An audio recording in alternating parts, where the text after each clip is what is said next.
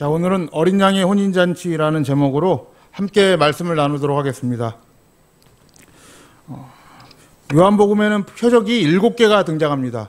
표적이 7개가 등장하는데 사실 표적은 예수님께서 더 많이 행하셨지만은 이 7개의 표적만 기록한 목적이 있습니다. 그 목적에 대해서는 조금 있다가 말씀을 보도록 하고요. 이 표적이라는 단어를 우리가 좀 생각을 해볼 때 단순히 기적이라고 바라보시면 안 됩니다. 표적은 영어로 사인이라고 합니다. 사인 혹은 제가 발음이 이렇게 좋지는 않아요. 마크. 예, 알 발음을 좀 제대로 해줘야 되는데 잘 안 굴러갑니다. 예. 그 표시, 표적, 간판 이런 뜻이 있어요. 그러니까 표적이라는 것은 그냥 그 표적 자체에 목적이 있는 건 아니죠. 우리가 간판을 만들었다고 해서 다 끝이 아니잖아요. 이 간판이 목적하는 바는 그 가게가 어떤 일을 하는지를 가리키고 있는 거죠.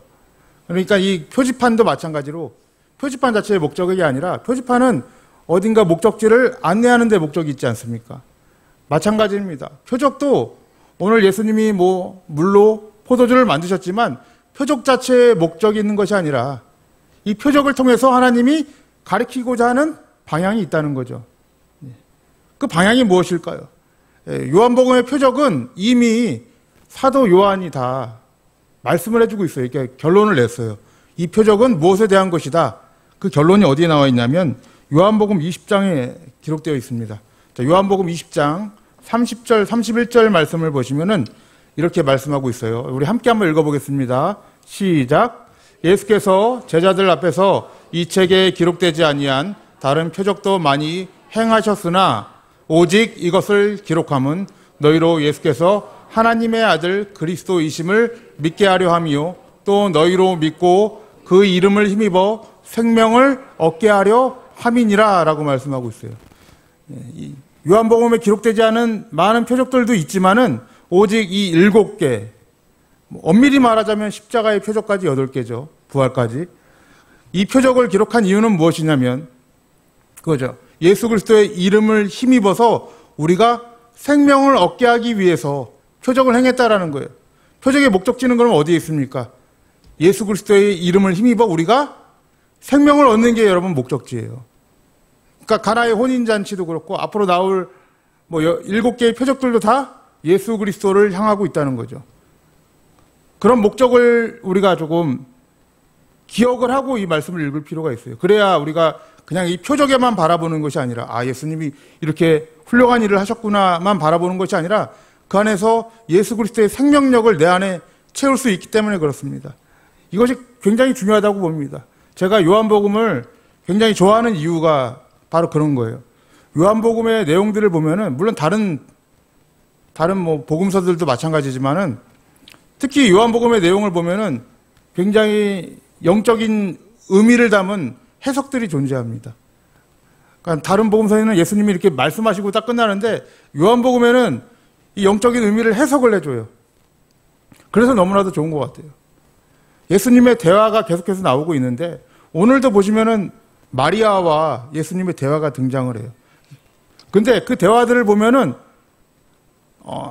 이 한쪽 편에서는 예수님 말고 다른 편에서는 그 사람은 자꾸 어떤 얘기를 하냐면 하늘의 것을 이해하지 못하니까 땅적인 이야기를 해요. 근데 예수님은 하늘에서 오셨으니까 영적인 이야기를 하시죠. 그래서 대화가 서로 맞지 않는 부분이 일어납니다. 요한복음은 계속해서 그래요. 근데 그러다 보면은 그 맞지 않는 부분에 대해서 나중에 해석이 들어가요, 여러분. 왜 예수님께서 이런 일을 행하셨는지 해석이 들어가요. 그러니까 여러분들 집에 가셔서 계속 성경 리딩 지저스 하시면서 여기들 시편도 읽으시지만은 이 신약도 읽으실 때, 요한복음도 읽으실 때 계속 그런 부분을 좀 집중하셨으면 좋겠어요. 영적인 의미를 담아서 예수님이 말씀하시면 사람은 이해를 잘 하지 못하니까 땅적인 의미로 받아들이고 대화가 잘 이루어지지 않아요. 3장에 가보면 여러분 니고데모라는 사람이 나오죠. 여러분 들어보셨을 거예요. 니고데모랑 예수님이랑 대화하죠. 근데 대화가 안 통하죠. 예수님은 하늘의 거듭남을 얘기하는데 니고데모는 그 하늘의 거듭남을 이해하지 못해요. 4장을 가도 여러분 똑같아요. 사마리아 여인이 등장하죠. 예수님은 영원히 마르지 않는 생수를 얘기하시지만은 여자는 그 물이 뭔지를 몰라요. 근데 나중에 가보면 그것에 대해서 여러분 요한복음이 해석을 해주고 있단 말이에요. 영적인 의미를. 그러니까 제가 요한복음이 너무 좋은 거예요. 그래서 다른 건 안 좋다는 건 아닙니다, 여러분. 여러분들도 그런 의미, 해석이 들어가 있으니까 얼마나 좋아요. 제가 막 찾지 않아도 들어가 있으니까. 그런 해석들을 보시면서 그 안에서 예수 그리스도의 생명력을 발견하는 것. 그것이 여러분 요한복음을 기록한 목적입니다. 그래서 오늘 이 말씀을 통해서 여러분들 예수 그리스도께서 왜 물로 포도주의 기적을 행하셨는지를 조금 생각해보는 시간을 갖도록 하겠습니다. 여러분 본문 1절 말씀을 좀 볼게요. 1절 말씀을 보시면은 이렇게 시작을 해요. 사흘 되던 날에 갈릴리 가나에 혼인이 있어 예수의 어머니도 거기 계셨다라고 되어 있습니다. 첫 번째 단어가 무엇이냐면 사흘 되던 날이라고 얘기를 해요. 사흘 되던 날에 여러분 이 사흘 되던 날이라는 뜻은 이제 사흘이 지났다는 얘기죠.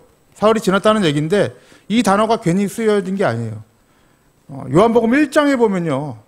1장을 좀 앞에 이렇게 넘겨보세요. 넘겨보시면은 뭐 29절과 35절, 43절 이렇게 첫 단어가 뭘로 돼 있어요?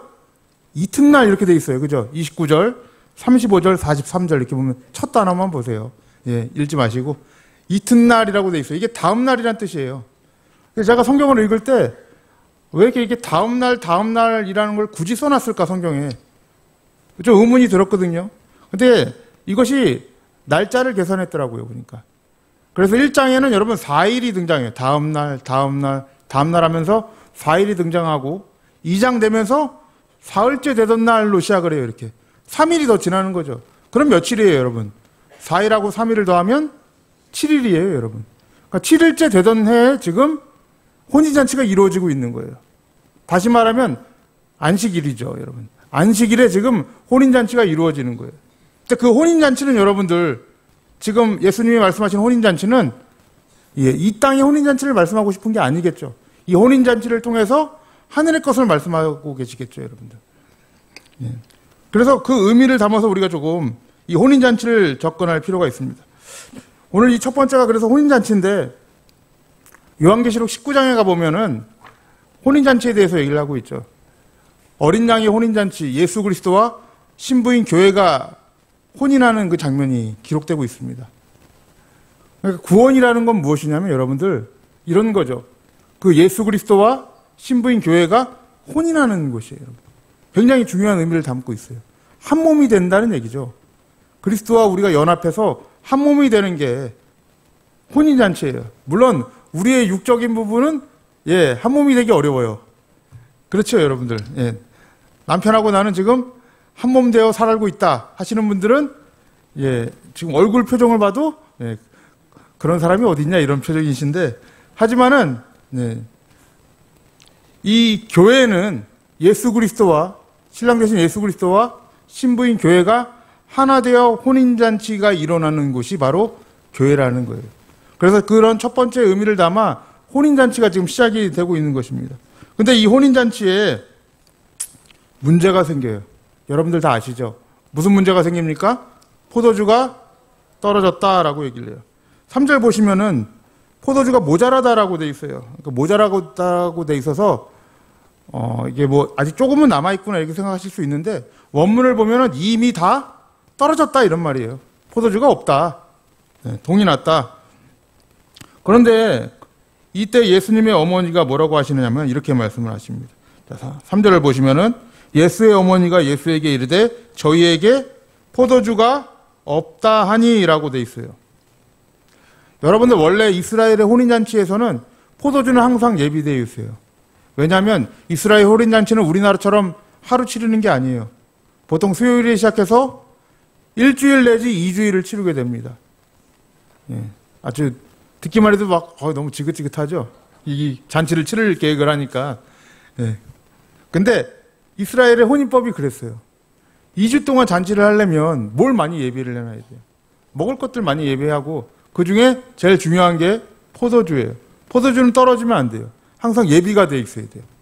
그래서 항상 충분한 포도주가 있었는데 이게 떨어지게 되면 어떻게 되느냐? 이스라엘 사람들은 그 잔치가 끝났다고 생각을 해요. 그 사람들은. 이건 잔치가 끝이구만. 그리고 그 가문에도 굉장히 수치가 되는 일이에요. 왜냐하면 잔치를 성대하게 치르지 못하니까. 수치가 되는 일이죠. 그래서 마리아가 가서 예수님에게 포도주가 떨어졌다라고 얘기를 하는 거예요. 그럼 여기에 어떤 의도가 숨어져 있을까요? 예수님의 능력을 어느 정도 알고 있었던 거죠. 왜냐하면 예수님께서 제자들도 모으시고 그동안 행하셨던 이적들도 있으시고 하니까 그런 것들을 보면서 예수님께서 어떤 일을 행하시길 원하는 것이죠. 다시 말하면 예수님의 능력을 조금 여기서 발휘해 달라는 거예요. 당신의 능력으로 이 떨어진 포도주를 좀 어떻게 해달라 그러는 거예요. 근데 예수님께서 어떻게 대답을 하시는지 보세요. 4절 말씀 볼게요. 4절 우리 함께 읽어보겠습니다. 시작. 예수께서 가라사대 아직 이르지 못하였나이다 라고 말씀하고 있습니다. 이게 이제 우리나라의 문화권으로 보면 굉장히 예수님이 엄마에게 굉장히 싸가지가 없는 그런 말투로 보이실 수도 있는데 이 여자여라는 표현 자체는 정중한 표현입니다. 사실 정중한 표현이기도 하지만 그것이 중요한 게 아니라 이거죠. 뭐 어머니한테 어떻게 어머니라고 안 하고 여자여라고 표현할 수 있느냐 이러는 거죠. 근데 지금 예수님이 마리아 어머니에게 여자여라고 부르는 것은 예수님께서 지금 나타내시려고 하는 그런 메시아 되심 있잖아요. 그 능력은 혈통이나 육정의 뜻으로 되는 것이 아님을 얘기를 하는 거죠. 그러니까 지금 혈통인 관계를 지금 손절하고 계신 거예요. 마리아 되는 예수님과 마리아 되신 어머니 그 관계, 이 혈통의 관계, 그 뜻으로 지금 메시아됨을 나타내는 것이 아니다. 그 능력을 발휘하는 것이 아니다. 내 때가 아니다람을 나타내고 있는 그런 단어가 바로 여자여라는 거예요, 여러분들. 여러분 요한복음 1장 12절을 보면 하나님의 자녀가 어떻게 탄생하는지 말씀하고 있어요. 여러분들 다 외우시는 구절이기도 할 겁니다. 그 구절 우리 한번 읽어볼게요. 요한복음 1장 12절 말씀 함께 읽어보겠습니다. 시작. 영접하는 자 곧 그 이름을 믿는 자들에게는 하나님의 자녀가 되는 권세를 주셨으니 이는 혈통으로나 육정으로나 사람의 뜻으로 나지 아니하고 오직 하나님께로서 난 자들이니라 라고 되어 있어요. 우리가 아까 서두에 제가 말씀드렸듯이 이 표적이라는 것은 예수님의 생명을 주는 일이란 말이에요. 예수님께서 그리스도이심을 믿고 그 안에서 생명을 입어야 돼요. 그러니까 메시아 되심을 나타내실 때 예수님이 사람의 뜻으로 이걸 나타내시면 안 되는 거죠. 하나님의 뜻으로 하나님의 때의 그 방법으로 나타내시는 게 맞는 것 아닙니까? 그렇기 때문에 지금 예수님께서 여자여라고 얘기하는 거예요. 그것은 어머니와 나의 관계를 끊어버리고 하나님의 때에 이 일을 하겠다는 거죠, 여러분들. 그런데 나중 보면은 예수님께서 물로 포도주로 만들어 버리세요, 다시. 그러니까 여러분 이거는 굉장히 나중 시간적인 순서를 얘기하는 건 아니에요. 그러니까 너무 나중에 내가 그 일을 하겠다는 게 아니라 즉시 예수님은 그 일을 한단 말이에요. 근데 그 일을 사람의 뜻으로 하지 않고 사람의 때가 아니라 하나님의 때에 하겠다는 거죠. 이런 일이 여러분 비슷한 장면이 하나 더 나옵니다. 요한복음 7장으로 가보면은 초막절에 예수님께서 예루살렘으로 올라가시기 전에 형제들이 이런 부탁을 해요. 요한복음 7장 말씀으로 한번 가볼게요. 7장 2절 말씀. 여러분들 성경 찾으셔도 돼요. 요한복음이니까. 근데 여기 스크린에 제가 이렇게 했으니까 한번 보시기 바랍니다. 제가 한 게 아니라 서반석 목사님이 하셨죠. 죄송합니다. 준비하셨으니까. 자, 7장 2절 말씀 함께 읽어보겠습니다. 시작. 유대인의 명절인 초막절이 가까운지라 그 형제들이 예수께 이르되 당신의 행하는 일을 제자들도 보게 여기를 떠나 유대로 가소서. 스스로 나타내기를 구하면서 묻혀서 일하는 사람이 없나니 이 일을 행하려 하거든 자신을 세상에 나타나소서 하니 이는 그 형제들이라도 예수를 믿지 아니함이러라. 예수께서 가라사대 내 때는 아직 이르지 아니하였거니와 너희 때는 늘 준비되어 있느니라 라고 되어 있어요. 초막절에 절기가 되면 예루살렘으로 올라가잖아요.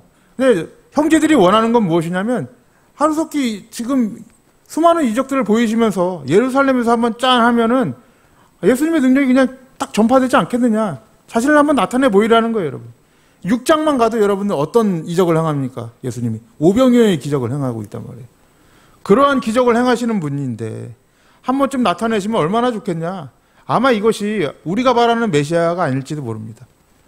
예수님 오늘 좀 우리 앞에 좀 짠하고 나타나셔서 많은 사람들을 놀래켜 주시고 이렇게 해주시면은 많은 사람들이 얼마나 예수를 잘 믿을까요? 우리의 생각이 이렇게 될 수 있어요. 근데 그렇게 되면 문제가 무엇이냐면 예수님의 이 땅에 오신 그 생명력이 없어요. 다 자기식으로 믿게 돼 있죠. 여러분. 자기가 좋아하는 메시아, 자기의 꼭두각시 메시아를 찾게 돼 있단 말이에요. 사람이. 그러니까 예수님이 이렇게 얘기를 해요. 내 때는 이르지 않았다라고 얘기해요. 6절 말씀해 보시면. 그러면서 다시 초막절로 올라가세요. 나중에 예수님은. 올라가셔서 수많은 일을 또 행하십니다. 그거는 또 하나님의 때에 맞춰서 일을 하겠다는 거예요. 여기서 여러분들 중요한 것은 무엇이냐면 하나님의 일이라는 것은 바로 이런 거예요. 우리의 때에 맞춰서 하는 건 아닙니다. 하나님의 때, 그 메시아의 때, 그 때에 맞춰서 우리가 일을 하는 거예요. 우린 자꾸 우리의 이권에 맞춰서 일을 하려는 경향들이 있어요. 내 시간에 맞고, 내 상황에 맞고, 내 행동에 맞고, 내 입맛에 맞아야 일을 할 때가 있습니다. 그것보다 여러분 중요한 게 무엇이냐면 이때예요. 이때가 언제겠습니까, 여러분들? 이때는 이미 우리에게 와 있어요, 여러분들. 그때에 대해서 우리가 한번 알아볼게요. 요한복음 12장 23절이에요. 요한복음 12장 23절 말씀, 24절. 예수님의 때에 대해서 이렇게 말을 합니다. 자, 함께 한번 읽어볼게요. 시작. 예수께서 대답하여 가라사대 때 인자의 영광을 얻을 때가 왔도다 라고 되어 있어요. 24절.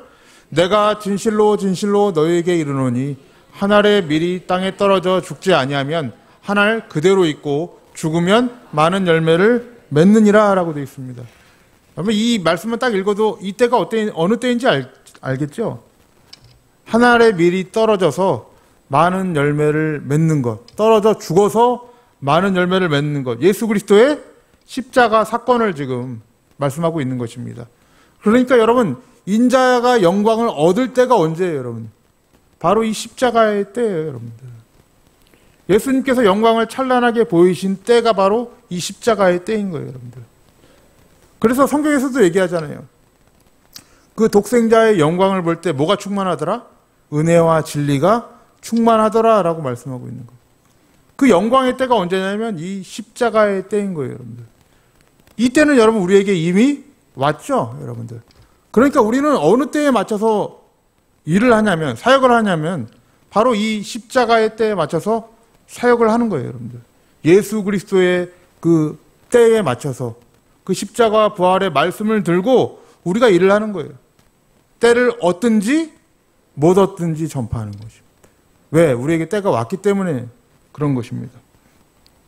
그래서 예수님은 이 때를 위해서 지금 사람의 때를 기각하시는 거죠. 마리아의 때를 기각하시고 형제들의 때를 기각을 해버리시고 하나님의 때, 십자가의 때에 맞춰서 지금 표적을 행하고 계신 거예요. 그 안에만 생명이 있기 때문에 그렇습니다. 그렇다면 여러분들 이 5절 말씀으로 좀 넘어가 보시면은 마리아가 그 다음에 어떻게 행동하는지 보세요. 마리아가 자 마리아의 말씀 5절 말씀 우리 함께 한번 읽어보겠습니다. 시작. 그 어머니가 하인들에게 이르되 너에게 무슨 말씀을 하시든지 그대로 하라 하니라 라고 돼 있어요. 굉장히 태도가 조금 바뀌었어요. 방금까지는 자신의 때를 위해서 얘기했지만은 이제는 뭔가 좀 바뀌었죠. 무엇을 하든지 그의 말씀대로 하라라고 돼 있습니다.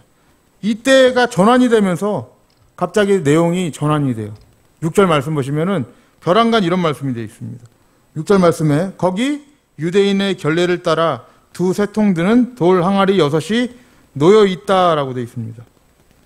이게 참 아이러니한 거예요. 이게 유대인들이 봤을 때 예전엔 제가 어떤 영상을 봤는데 유대인들이 느끼기에 이 구절 자체가 너무 이상한 거죠. 왜냐하면 유대인의 결례를 따라 드는 이 동월 항아리는 여러분들 포도주 먹는 그릇이 아니잖아요. 여러분. 정결 예식, 결례를 따랐다는 건 정결 예식을 한다는 거예요. 결국 다른 말로 하면 어디 나갔다 올 때 손 씻고 발 씻고 하는 물 그러란 말이에요. 여러분들 그냥 뭐 우리 식대로 생각을 해보면 손 씻고 발 씻고 하는 물에다가 통에다가 물 붓고 그렇게 뭐 정결하게 되는 게 뭐 그런 물 붓고 그걸 마신다면 기분이 어떻겠어요? 되게 아이러니한 거죠.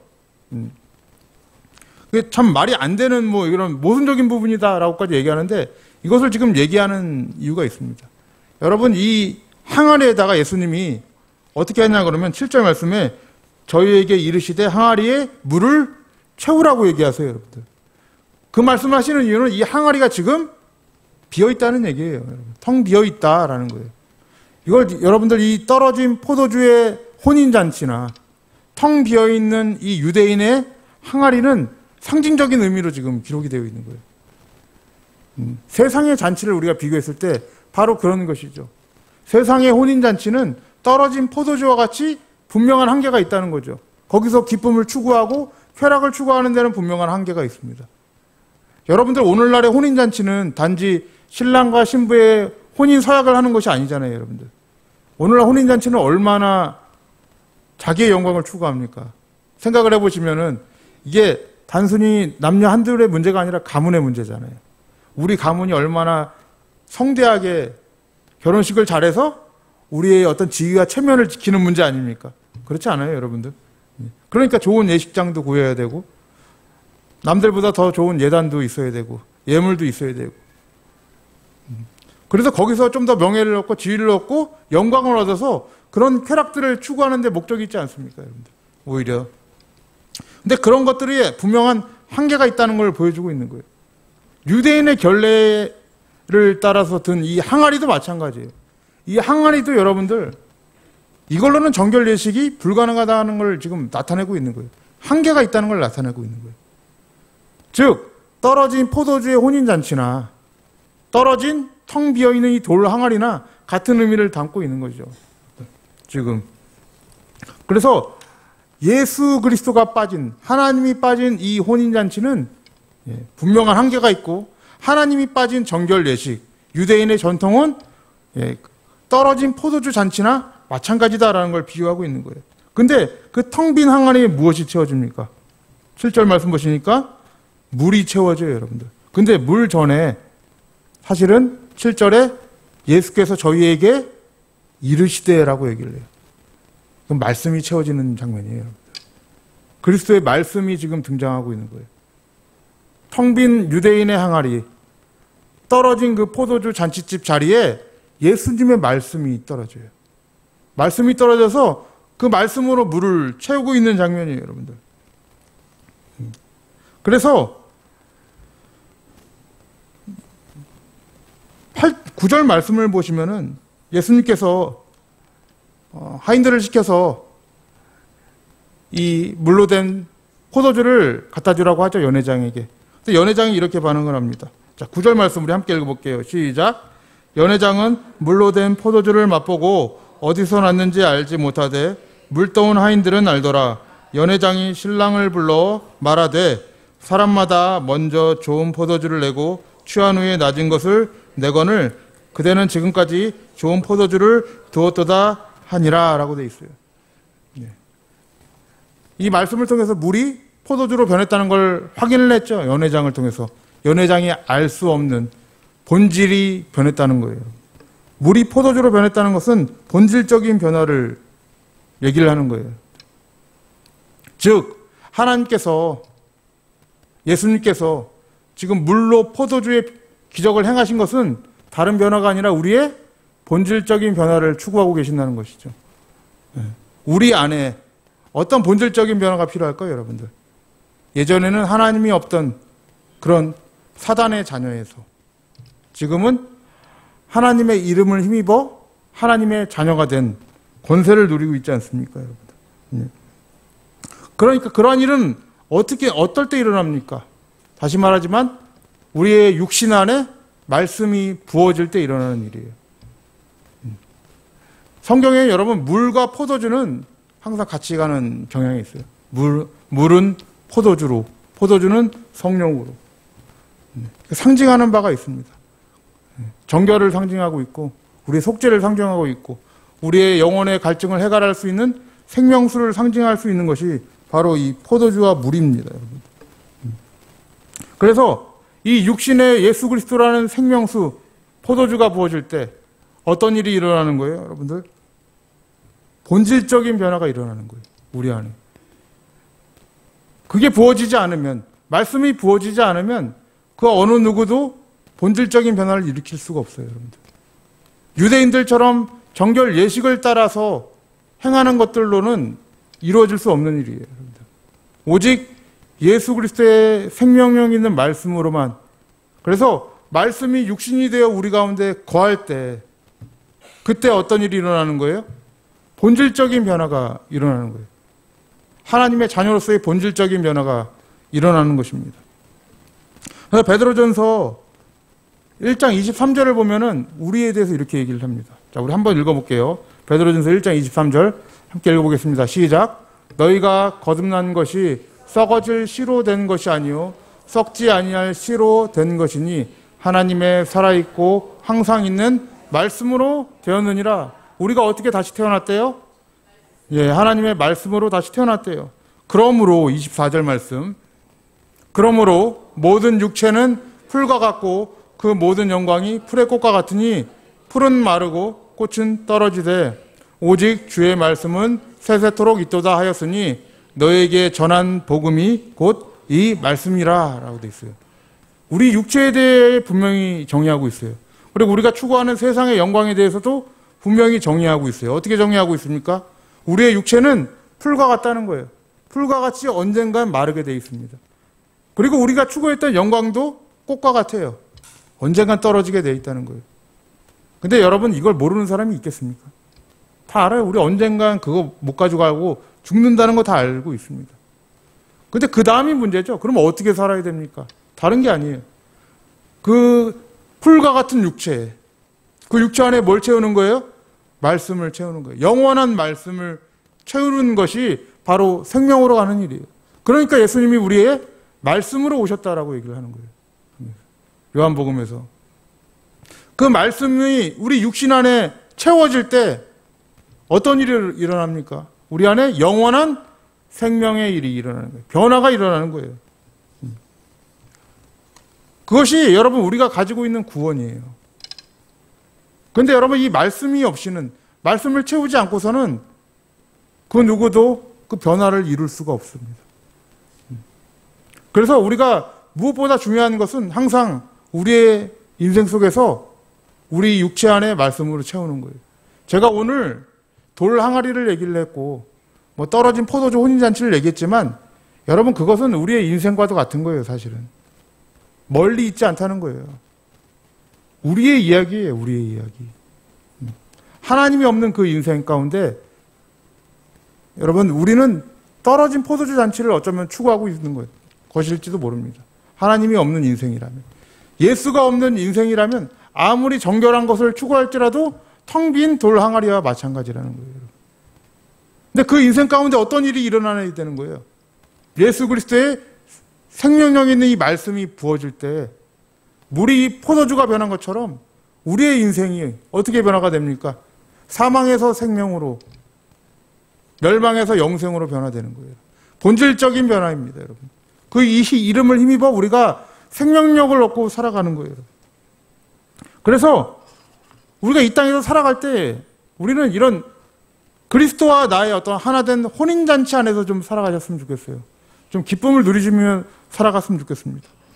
요한계시록 19장 말씀을 보시면서 말씀의 결론을 맺겠습니다. 19장에 가면 제가 아까 어린 양의 혼인잔치에 대해서 기록하고 있다고 그러는데 그 요한계시록 19장인데 이것도 사도 요한이 쓴 복음서이죠. 자, 7절 말씀 한번 볼게요. 계시록 19장 7절 말씀 보시면은 이렇게 말씀합니다.